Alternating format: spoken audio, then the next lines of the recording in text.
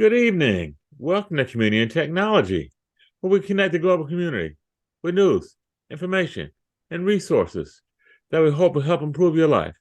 I'm Stu Reid. I'm here with my co-host, Dave Burstein. Hey, Dave. Hello. How you doing? Well, I'm trying to be intelligently a little bit scared. Mm-hmm. Of course, there is a new strain of COVID. It's not running wild. It's called Eris, but rates are up, including hospitalization, which is pretty serious stuff. Mm-hmm. 10, 20% in a couple of weeks, and it looks like it's going to get worse. That's real. Now, we've been living with this for years. 1 million people have died. 100 million people haven't. Maybe 200 million. I'm not sure what the exact prevalence is, but it's really up there. And most of the cases are fairly mild. Mm-hmm. Jenny had COVID a few months ago, and she was fine after 3 or 4 days. Stu, what was your last experience with COVID? It was probably almost a year ago now, Dave. It was long after the scare, and the scare had died down, and I went to a big event with probably couple hundred people, and I was taking pictures, my camera, and I just got careless. Didn't have my mask on, and about 2 days later, developed a sore throat and then a slight cough. My wife gave me a test, and I had it. The symptoms were not severe; they were very mild. It felt like a mild flu. I think I was hot. I got fever for one night. And then maybe 2 days, I was kind of out of it. But then within 3 days, I started to bounce back. So Now, it didn't feel like a real severe thing, but I was sick. and that's the typical experience. Half the people don't even have any symptoms. Mm-hmm. Most people are like you or Jenny. Mm-hmm. It's not terrible. Yeah. And just But by the way, Dave, my entire household, there are five of us here. We all ended up passing it from one to the other. I think I had it first. yeah, Yeah, yeah. but because we all have been hearing about mild cases, we all think that's the way it's going to be. But the hospitalizations are up, the death rate is up, Mm, and well over 1 million people died just in the United States. mm-hmm. So you take it seriously. Now, what would you suggest to people do if they want to be careful? I'm going to wear a mask in the bus from Yeah, now on. I think anytime we go out in a public space where there are a lot of people, particularly in closed space where there are a lot of people, like a bus, as you mentioned, you go to a concert, you go to the movies, you go to a big meeting, wear a mask. I know the data is not real strong in terms of what the mask prevents, but every little bit helps. And certainly when you're in a public space with a lot of people, you're breathing on each other. So that's just kind of common sense. So I would definitely say number one, wear a mask when you're in public with a lot of people. And number two, I think we should continue to wash our hands. You remember that old adage when it first came out, folks were really emphasizing washing your hands frequently. I'm not gonna go back to the wear the gloves thing, but definitely wash your hands, keep some sanitizer. If you drive, keep it in the car. If you're walking around, keep it in your bag, in your notebook, and your book bag or whatever. Keep it at home and use it frequently. And of course, eat well. Eat in the morning before you go out. Sometimes we tend to just kind of, oh, I'm not hungry or I'm trying to lose weight. I got to dash and go here and go there. No, take the time and eat properly, and certainly eat in the morning before you go out, and eat midday or early evening, and make sure you eat the right stuff, a balanced diet. So good diet, lots of fluid, hand washing, and masks. Those are what would be my primary suggestions to help prevent. Yeah. And if you don't like broccoli, eat spinach. Yeah, And if you don't green like stuff. either, Eat your green vegetables, please. That's so important, Dave. You're right. it turns out that that's really good. And more data. Jenny just got influenced by a TV show that said, well, the inflammation is what's serious, and you should have an anti-inflammatory diet. And I Mm-hmm. looked at the medical reports on it. It's likely a good idea to have a lesser inflammatory diet. And guess what it is? Vegetables. Lots of fruit and vegetables. Mm-hmm. No refined carbs. Mm-hmm. Sweet potatoes instead of white potatoes. Whole wheat bread. And nobody's saying you can't have a steak. I still, Jenny, can I tell him about? Yes, I'm going to tell him. I still make steaks for Jenny every so often, and she Okay. likes. Yes, Jenny. She's saying yes, but I don't know if you can hear. What's not to lie? But be sensible. Find a way to eat well. Mm-hmm. It's worth it. Yeah. In terms of the COVID, be careful. Masks are not a cure-all and a total preventive. They've done lots of good studies now, big ones, and it Mm-hmm. looks like it reduces the complication rate 10 to 20%. Not a cure, but 10 or 20% when a million people died? That's a That's a big number. lot of people. That's right. Yeah. The other thing is, we're not going to go back over the whole vaccine debate. You already have your opinion on that. You should know there's going to be a new vaccine in about a month, which is designed for the variants that are getting out there now. Mm-hmm. So if you believe in vaccines, I do. Stu, do you get vaccinated? You know, pre-COVID, I did not regularly get a flu vaccine. My wife, on the other hand, we live together, same household. She, every flu season, would get a flu vaccination. I kind of poo-pooed it and did not on any kind of consistent basis. Once COVID came and I started seeing people drop like flies, and I mean drop, dead drop, um, I kind of changed my mind and I got the first three vaccinations. Um, I'm not sure how I'm going to approach this now. I don't want to. What's the word? I'm cautious, Dave, in that I know the medical establishment is very much pushing their agenda, and I'm kind of cautiously looking at what they're telling us to do and not do. But as I said, the COVID thing was so serious, and people were in fact dying. I had to pay attention, so I'm going to seriously consider taking the new vaccination for this new strand. Um, I'm a little bit on the fence, Dave. Like I said, back in pre-COVID with the flu thing, my sense was that so many times the pharmaceutical folks were not on top of the latest strand. You get the vaccination and they say, oh, but that's for the flu that came out last year. We got a new flu this year, and the vaccination is not up to speed to match that one. I'm presuming that's not going to be the case with this new strand of COVID, but I'm gonna be looking at it closely. What's your take? I think everybody should make up their own mind. I've looked at the data. There are occasional, but very few serious reactions. Sore arms are not uncommon. Jenny and I both had a little bit of soreness, but overall, the complications are far fewer than the risk from the disease. So I've made up my mind. I'm Mm-hmm. going to get vaccinated as soon as I can. I'm Mm-hmm. also going to get vaccinated against RSV, a virus that hasn't gotten the same publicity as COVID or the flu, but kills a lot of people, including healthy babies. Now, what is RSV, Dave? That's a new one to me.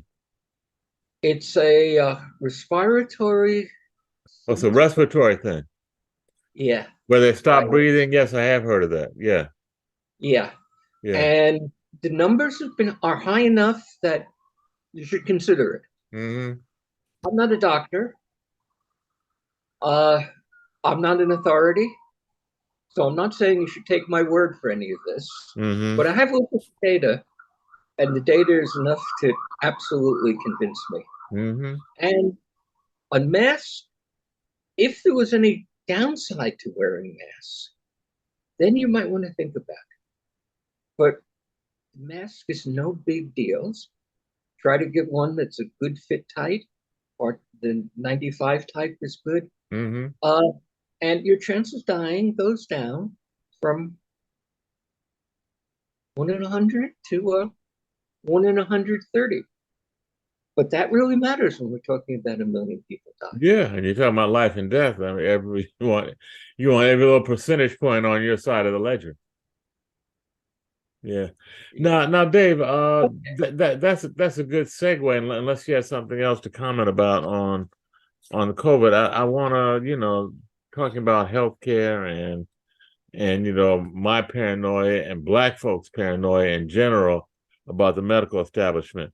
A week or two ago, we talked about Henrietta Lacks and the lawsuit that just got settled for the, I guess, probably 60, 70-year use of her cells without her permission.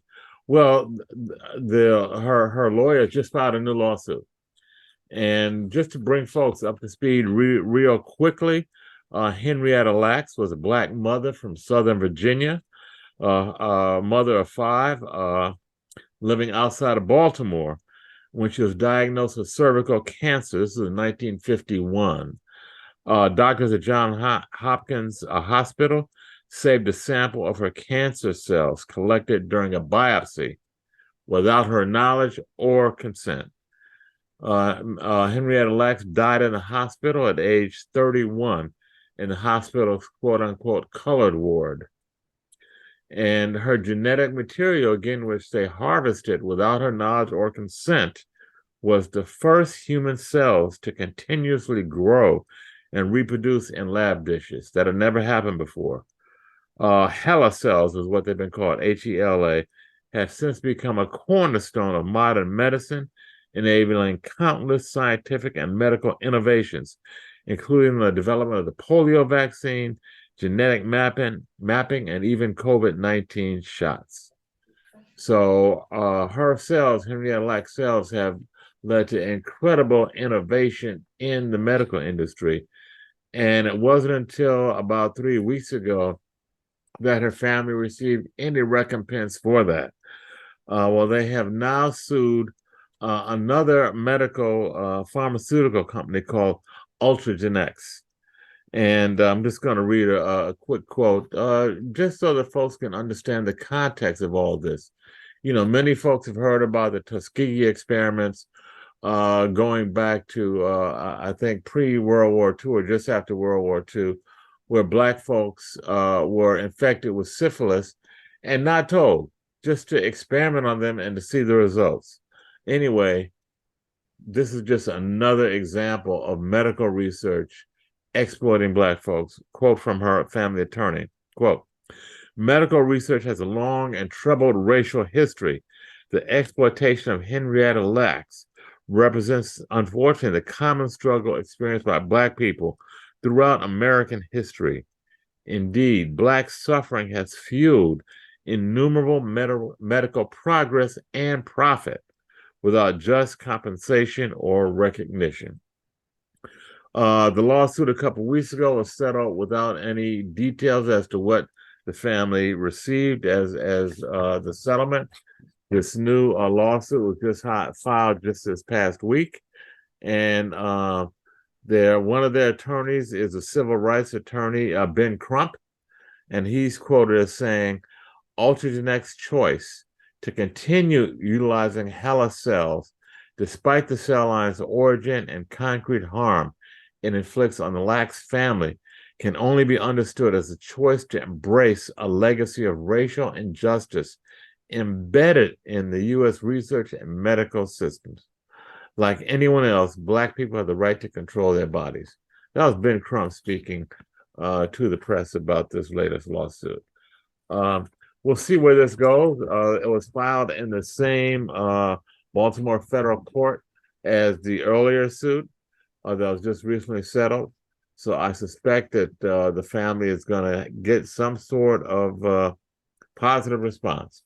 So we look forward to that, and we'll certainly keep our listeners and viewers informed as to the progress of this lawsuit. So that was just kind of a segue from some of the my own personal paranoia and many others about COVID-19 and COVID vaccinations, Dave. What else we got going on? You got a couple more. Okay, You had well, some privacy and surveillance stories that fit right in. There's again, keeping the focus on Black folks and some of the scientific research that's going on, both positive and negative. Positive story came out recently where DNA analysis is now able to tie African ancestors, ancient African ancestors, to current African Americans. Apparently, an analysis of historical DNA tied to thousands of living people to enslaved and free African Americans who labored at an iron furnace in Maryland called the Catoctin Forge in Maryland. This is a recent analysis that just came out, the results of the collaborative research by Harvard University, the Smithsonian Institute, and a genetic testing company called 23andMe. And apparently they're using some new techniques that are able to tie, again, current people. That the team found almost 42,000 research participants that were genetically connected to the 27 individuals that were buried at this furnace in Maryland. So it's shedding some light on some of the genetic connections and history of African Americans. Just kind of want to make Henry Louis Gates, the author and historian, is involved in at least talking about the study. And they're saying this is the first study to link ancient DNA technology with personal ancestry database testing. They got a new algorithm that's doing this.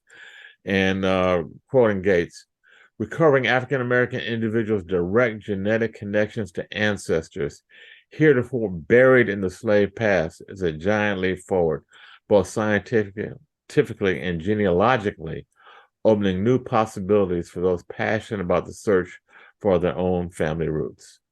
And quoting one of the researchers, the study combines the first two-time transformative developments in genomics in the last decade. Ancient DNA technology makes it possible to efficiently sequence whole genome data from human remains and direct-to-consumer genetic databases that contain data from millions of people who have consented to participate in the research.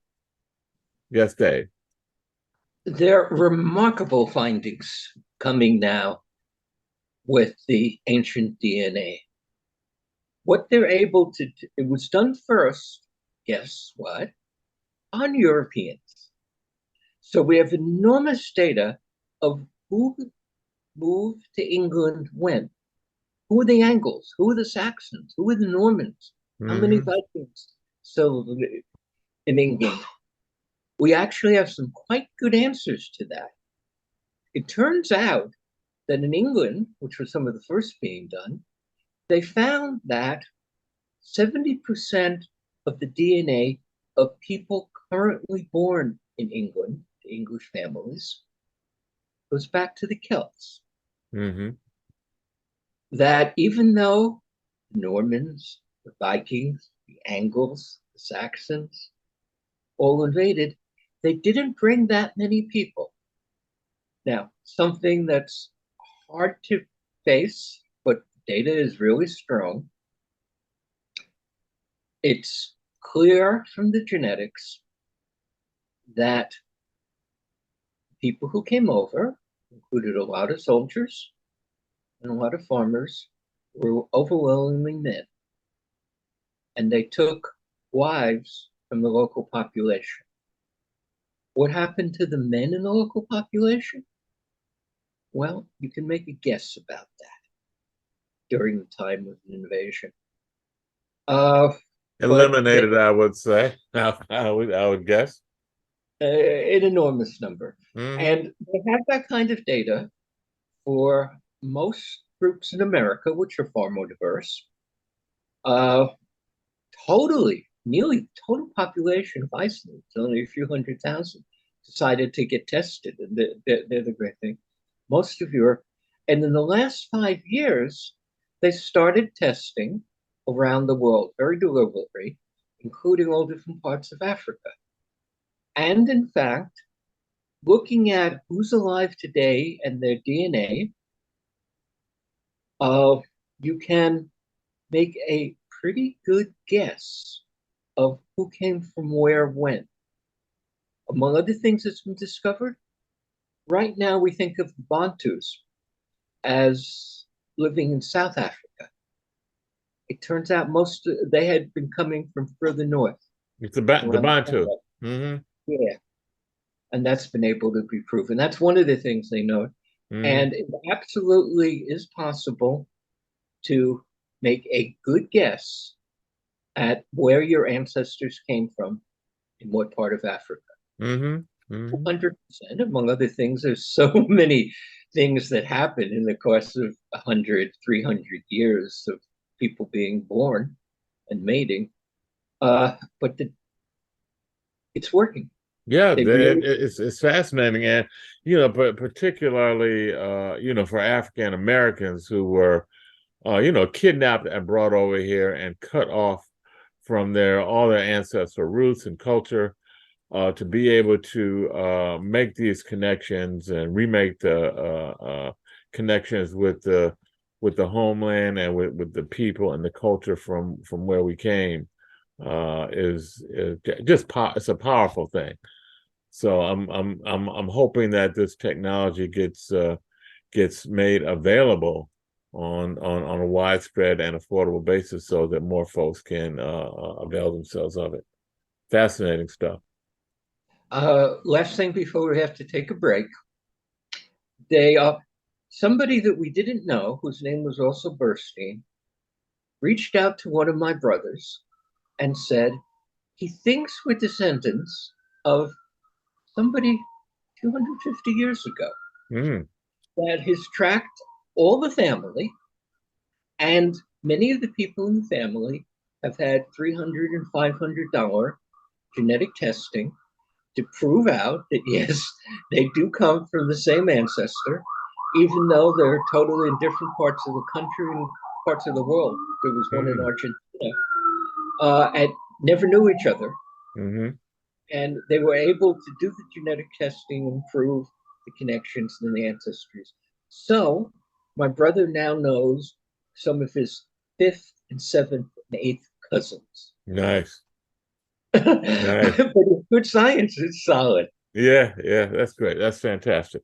I'm going to hopefully find a guest that can come on and talk to us a little bit more about this, particularly from the Black American point of view.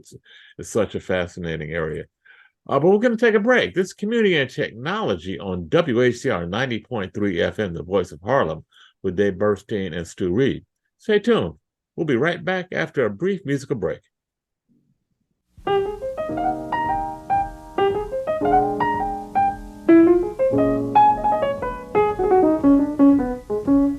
Blue moon, you saw me standing alone, without a dream in my heart, without a love of my own. Blue moon, you knew just what I was there for. You heard me saying a prayer for someone I really could care for. And then there suddenly appeared before me the only one my arms will ever hold. I heard somebody whisper, please adore me. And when I looked, the moon had turned to gold. Blue moon, now I'm no longer alone, without a dream in my heart, without a love of my own.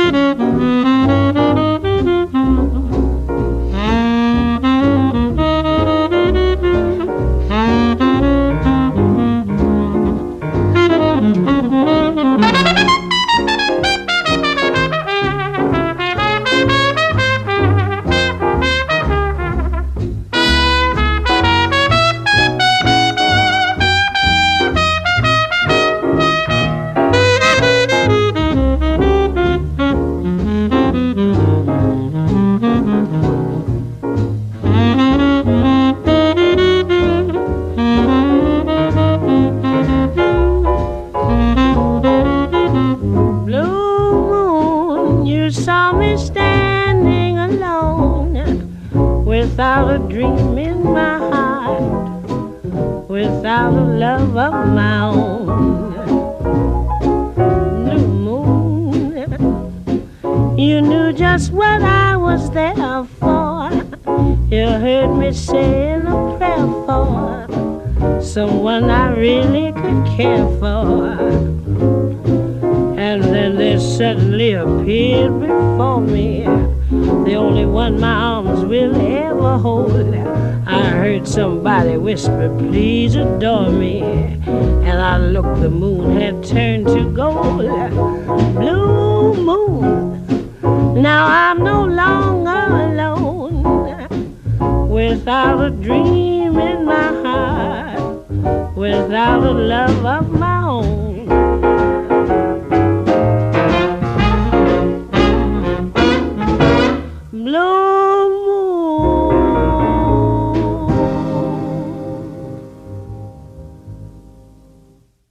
Okay, we're back. Community Technology with Dave Burstein and Stu Reid. Dave, I think you wanted to talk about some personal computer problems you had today that maybe some of our listeners and viewers can relate to. What happened? Well, Jenny couldn't do her video editing today because her computer didn't work this morning.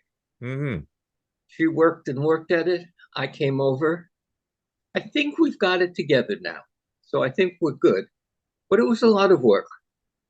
So let me remind all our listeners, yes, computers do break sometimes. Mm-hmm. I spent years of my life being the person everybody called when they needed help. So please, please, please make sure you're backed up and ready for the day your computer goes down. Now, how do you do, just briefly, how do you back up, Dave? What are you talking about? When you say backup, do people know what you're talking about? I know I have a couple portable drives. I think that's what you're talking about. Just kind of break it down for folks. To now, the usual ways to do it is portable drives, hard drives, because they've become cheaper than tape, or at least the same price and much faster. The key thing is you want to be careful not to get stuck without a backup, or with a backup that is accidentally also has the same problem that you didn't know about. So you always try to have 3 generations: grandmother, mother, daughter. One is what you're working on. One is your backup. And the third is the backup before that, in case there was a problem that shows up also on your backup. That's the basic rule. 3 generations of backup. Backup can be quite quick actually now, because the software for backup will you put on your machine, and it only back up the new files and the ones you've changed. Mm-hmm. So it doesn't have to take so long. Now, backing up 23 terabytes of music and movies and so on, that's pretty extreme. But the stuff that really matters, Jeannie had work files that if we couldn't recover would have been a disaster. Make sure that's backed up. There's lots of free backup software. When you buy a drive, it usually comes with backup software. And you can do what's called an incremental backup. You can back up usually in 5-10 minutes, because all it backs up are the things that have changed since the last time. And that's built into most of the systems. Now, that's an unfortunately painful story here today. So let's go to a fun story. First part of it. Google's Waymo self-driving taxis are now in the streets of San Francisco offering regular service if you call and request a taxi. Wait, Dave, did you say self-driving taxis are now operating in San Francisco? Self-driving? Yeah, and San Francisco is a good test. Wow. Now, they drove millions of miles supervised to map every square inch of the city, every sign, absolutely everything that was there, getting it perfect. They haven't killed anybody lately.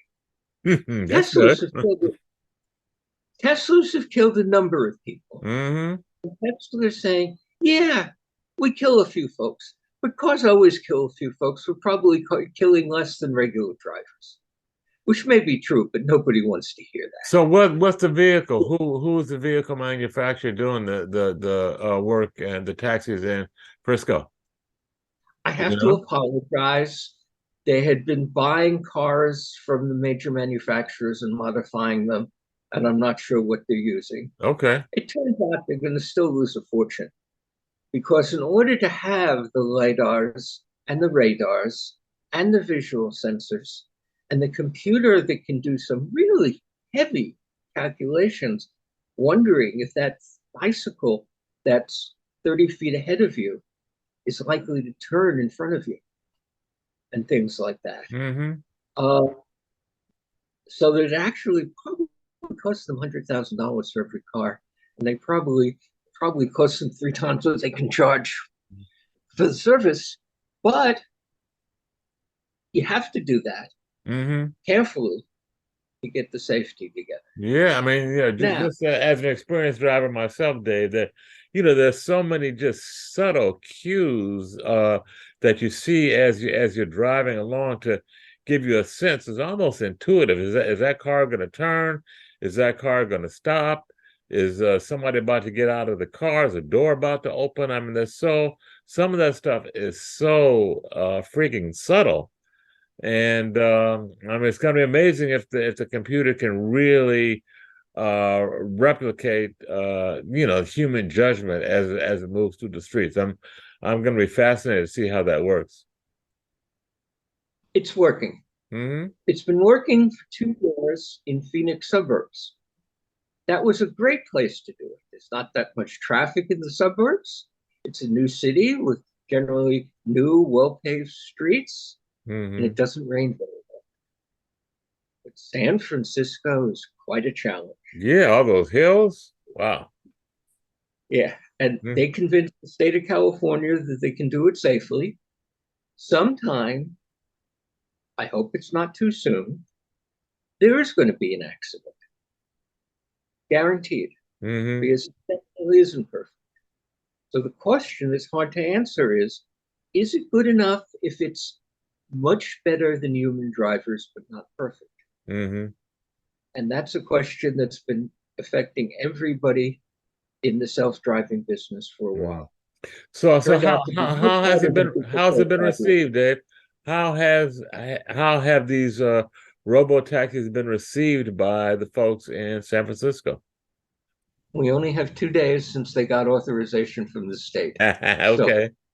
So I've watched the technology because it's all artificial intelligence, and that's what I'm into these days.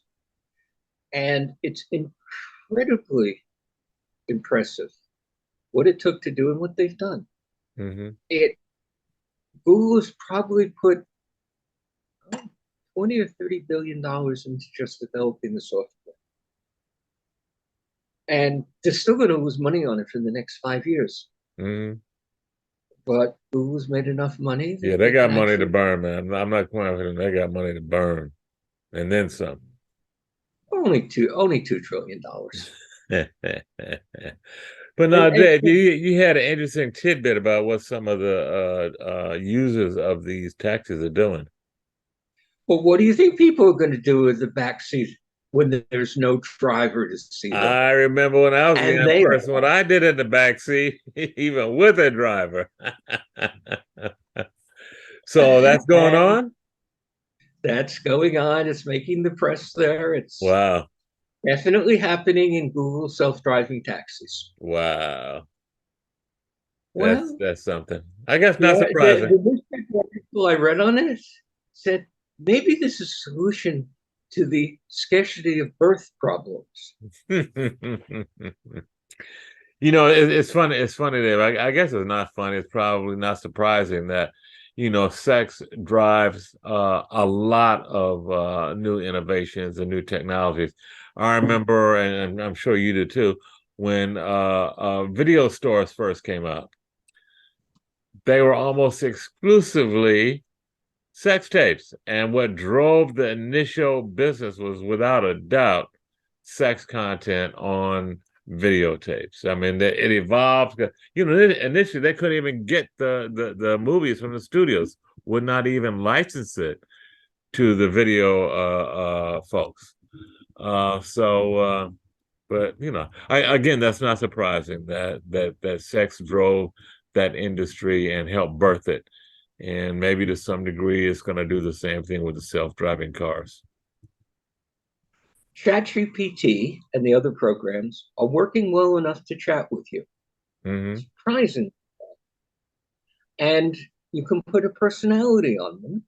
And they have put personalities. They took all the writings of Albert Einstein, and you can talk to Albert Einstein. Really? Oh, yeah. And they're starting to have a service. If you have enough audio of somebody you love who died, they can reproduce that voice perfectly Wow. and their way of thinking and talking. Wow. No, The that's voice is astounding. perfect. The content is not yet perfect, but it's good enough that people are starting to use it. And of course, what do you think people are using that chat ability for? I don't They're know, falling man. in love with their computers. Say it again? What's happening? They're falling in love with the artificial personas being created. It's already a thing, Wow. and it's going to become much, much bigger. Now, as I said, they can do voices almost perfectly. They can do music almost perfectly. Mm-hmm. You want to turn around and go to How High the Moon that sounds just like Frank Sinatra, even though he never recorded it? Hmm. You want to bring back the great Brazilian singer who died 50 years ago, whose daughter wanted to do a duet for 2 minutes? Mm-hmm. That's one they actually did. Volkswagen paid for it using the earlier techniques, the techniques of 6 and 12 months ago, which is a forever the rate this stuff is going, and did video and sound, mother and daughter, for a 2 minute commercial that looks and sounds great. Mm. Doing the mother's favorite song, Mm-hmm. which was very political. It was done during the Brazilian generals of the United States control. Now, I can tell you that works. It works quite well, and it will, of course, work much better soon. Is it right or wrong? Well, in that Brazilian case, the family said yes, they wanted to do it. But a lot of musicians don't like that. Elon Musk's girlfriend, Grimes, who happens to be a professional musician and really successful, is saying, yeah, copy my voice. Share, I'll share royalties with Mm-hmm. you. And it's serious. But what just come out, but what about other musicians? Well, Universal and Google have tentatively announced they have a deal that a Universal, that's one of the big folks who run the music business. It's not owned by Comcast, broke off years ago. And Google will allow musicians to say, this is my violin sound. This is my vocal sound. Listen to all my recordings, and you can copy it if you pay me a royalty. Mm-hmm. Now, that's what I'm saying. You, the music company, or you, the another artist? Well, which I guess maybe it doesn't matter which you. You and me, who don't have the ability to sing like an artist. Mm-hmm. You want to sing like, sound like Sasha Heifetz? The technology's there now. But I'm just saying, will the Universal Music, for instance, come out with a new album? Here's the latest album of Jimi Hendrix, although it's not Jimi Hendrix. And, maybe they get, the Hendrix family to sign off on that, and boom, here's a new release of Jimi Hendrix. They've got that happening in live concerts today around the world. Wow. With many musicians who sell the rights. Yeah. Wow. That's astounding. Not making a judgment. And if the musician says yes, now, how does this tie into the strike in Hollywood? Have you heard this story? Well, I know that a lot of the creatives are really upset because they're thinking they're going to be replaced by AI, writers as well as performers, and that AI, has the ability potentially to write stories, to write dramas, to write comedies, whatever. And of course, that's the potential to create visual images of people and characters and animate them. So, we may not need creative people down the road. So I think we're going to need far fewer. Yeah. As this stuff gets better. Frankly, right now, it's lousy for that, for being the initial creation. Reproducing a voice, yeah. Producing the visuals, it's very hard to do motion more than about 15 seconds. The quality stuff literally is 14, 15 seconds. You can't do longer than that. The 2 minutes in Brazil was a team of effects people working probably for months to get it just right. But what about all the extras in the crowd in the TV shows? Well, one of the proposals coming from the studios is that they could pay people for a day's work as an extra and use their image for the next 100 years any way they feel like. Wow. That's really getting some people very angry. Right now, you've seen crowds created on the computer on a lot of your TV shows. And you can create them a little bit better, including getting the walking down and the facial expression, if you have an actor in the first place that you're modeling it after. That's life. Okay, now how dangerous is all this stuff? Yeah, a lot of actors are going to be out of work. Some writers are going to be out of work. A lot of people who pick up your Amazon packages in the warehouse and put them in the box for you are going to be out of work. All that is happening. It's not going to happen as fast as people worry. These things do take time, but that's coming. But the big question is, what will happen when, not if, the computers are smarter than we are? Yasha Bengio, when the that's a big question, Dave. That's a biggie, because that's where it's going to. I think you framed the question properly. Not what if, but when, because that's the trajectory that we're on, where computers are going to be able to not just problem solve, but actually think, and in some ways become sentient, if you will. Yeah. So and it's what are folks saying about what that? Intelligence is, how you measure all the different things that go into intelligence, which will be ahead, which will not, what kind of creativity. These are all things that everybody in the field is working at really hard.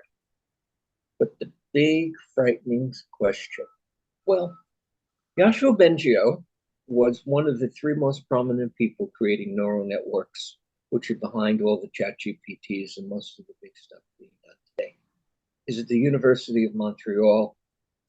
He has got 1,000 researchers who work with him. The Canadian government put together all the universities in Montreal for an institute called Mila. That's a big team. 1,000 researchers, Dave? That's a huge team. That's what these things take. Wow. Google and Facebook are much bigger than that. Wow. This is hard stuff. Mm-hmm. It was really good. And he started wondering, and then right. And here's what he just wrote. This is from his own website 2 days ago. Okay, I'm just going to ask our audience to bear with us. Dave is going to read this guy's statement, and he is really, as Dave just said, on the forefront of what's going on with this AI technology. And I think his thinking is something that we really should pay attention to. Go ahead, Dave. Joshua writes, for most of these years, and he's been doing this since at least 1990s, I did not think about the dual-use nature of science, because all research results seemed so far from human capabilities, and the work was only academic. It was a pure pursuit of knowledge, beautiful, and mostly detached from society until about a decade ago. And the decade is about right. About 2011, suddenly there were a pile of breakthroughs that made it important. I now believe that I was wrong and short-sighted to ignore that dual-use nature. I also think I was not paying enough attention to the possibility of losing control to superhuman AIs. Not every expert agrees with him, but at least 8 out of 10, and maybe 9 out of 10 of the top people in AI are seeing and worrying about the same thing. What he says, it started to dawn on me that my previous estimates of when human-level AI would be reached needed to be radically changed. Instead of decades to centuries, I now see it as 5 to 20 years with 90% confidence. And what if it is, indeed, just a few years? I started reading more about AI safety and came to a critically important conclusion. We do not yet know how to make an AI agent controllable and guarantee the safety of humanity. And yet we are, myself included until now, racing ahead towards building such systems. It is painful to face the idea that we may have been contributing to something that could be greatly destructive. Human nature will lead us towards brushing aside these thoughts or finding comfort in reassuring arguments rather than face the full horror of such possibilities. Bringing the benefits of AI to the table is not sufficient to compensate. The possible negative outcomes include catastrophic misuses of AI on par with nuclear war and pandemics, or even existential risk. Did you say existential threats, Dave? As in extinction? We are. Will they keep us around like faithful dogs? It's like they don't need us at all. Uh-huh. We don't know. I am not the expert of his. In fact, I struggle to understand the math in some of the work this guy does. But I know that many of his peers have the same fear, and some don't. Yanu Khan, who's here at NYU and also runs all this stuff for Facebook and Meta, thinks it's nonsense. My gut is that we don't know enough to be sure it's not going to be an unbelievable disaster. Mm-hmm. I think it's highly unlikely. Highly unlikely isn't good enough when we're looking at what could happen. 24 of the top people in AI, NGO was one of them, Inman was another, who was one of the 3 people who came up with all the neural network stuff, and so on, did a short statement. They kept it short so that they could agree on it. There was about 3 sentences. We brought them to the air about a month ago. And it said that we should consider the dangers of what might happen with AI the same way we consider the dangers of climate change or nuclear warfare. None of these people think that it's going to be that bad. The people we're talking about, these are the top scientists, but they're not sure. Yeah. And they put the petition out for people to sign. And for the record, you should know the attitudes of the people on the media. I signed it too. Mm-hmm. Mm-hmm. My gut is it probably won't be that bad. The folks at OpenAI are spending hundreds of millions, possibly billions, working on finding some ways to control it. And they think over the next 4 years, they're going to find software that will protect us. But Bengio and other folks have said, we can't be sure. Yeah. I mean, the software and the algorithms are getting so advanced and so intelligent. I mean, that's the very issue, Dave. They may outrun us, and then what? It's not a may outrun us. Many important things they will outrun us. And then what? Yeah. And then what? And we have to be ready. Yeah. Okay, well, I think we got to conclude on that note, Dave. We don't have the answers, but we certainly got a lot of questions and a lot of information about what's going on with this stuff in AI and how that technology may and is impacting us. So any final thoughts before we sign off, Dave? Well, we opened up with the danger of COVID, and COVID killed more than 1 million Americans. Life needs some happy moments too. Jenny listens to a podcast called 10% Happier. And if we could all be 10% happier, that might be a better world. Okay, that works for me. Looking forward to maybe taking a ride in one of those robo-taxis. Okay, this has been Community and Technology with Dave Burstein and Stu Reid on WHCR 90.3 FM, the voice of Harlem. Every Wednesday, Dave, 5 p.m. Stay tuned. Just might learn something. Thanks for checking us out. Good night.